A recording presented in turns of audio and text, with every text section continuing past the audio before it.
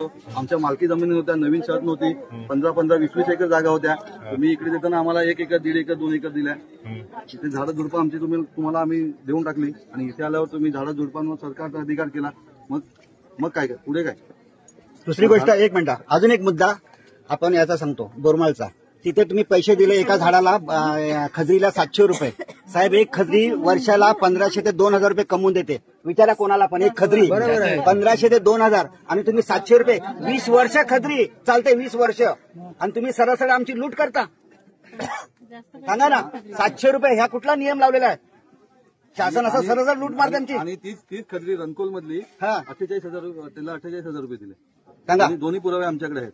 बोला. ही खजरी 48,000 रुपयाला गेली, म्हणजे हिला 35 खर्च लागत होती किंवा ही तारीख कोणती होती, आणि त्या खजरीला तुम्ही 700 रुपये देतात. एक ऑस्ट्रेलियामधली, एक इंडियामधली. स्वतः कलेक्टर साहेबांना तशी मी या मीटिंगमध्ये 23 तारखेला मीटिंग झाली.